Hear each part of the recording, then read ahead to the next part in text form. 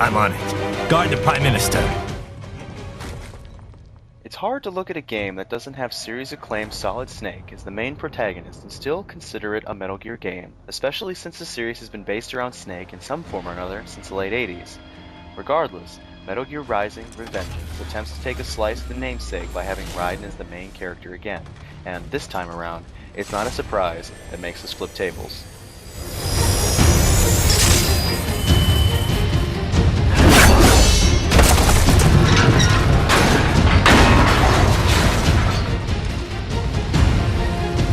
Let's get this over with.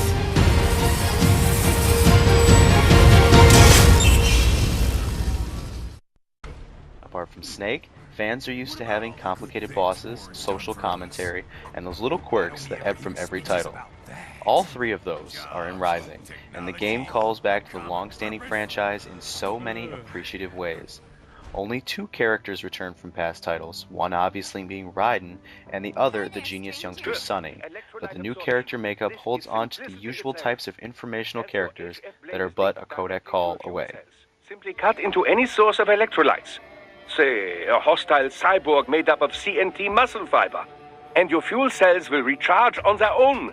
Rather elegant, wouldn't you say? They didn't let her in because of her looks. With codec calls in mind, Rising has many chances to call your contact team for contextual or personal information whenever an opportunity arises. Each chapter has a new batch of dialogue for each character, so conversationalists won't lose that element of the Metal Gear series.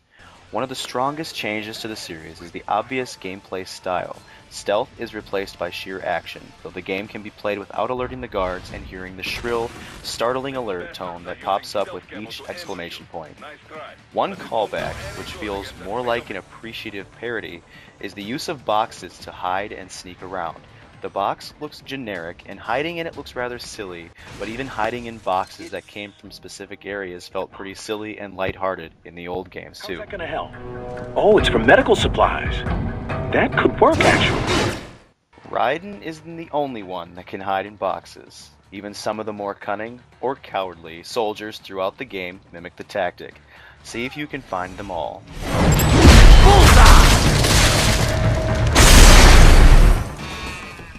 One thing that some might not notice about the cutting mechanic featured in Rising is that the inspiration for it looks to have stemmed from the joystick controls that were briefly featured near the end of Metal Gear Solid 2.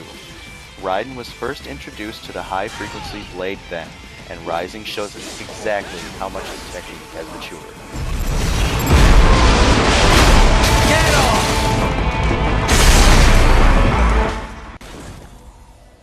Right from the start, bosses become one of the more interesting focal points.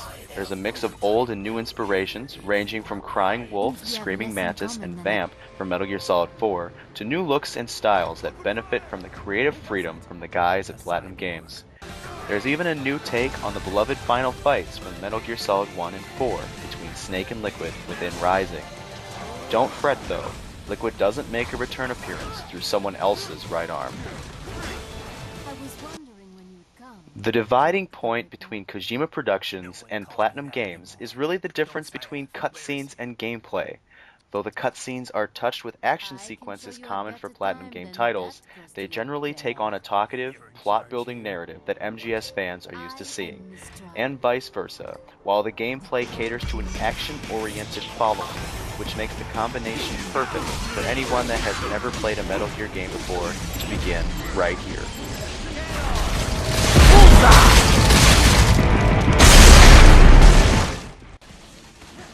Clearly, the gameplay elements delve into extreme levels of fast-paced intensity that really make this a Platinum Games influenced title, but it's clear that the core story arcs that we're used to seeing from Metal Gear titles works well with other genres of gaming.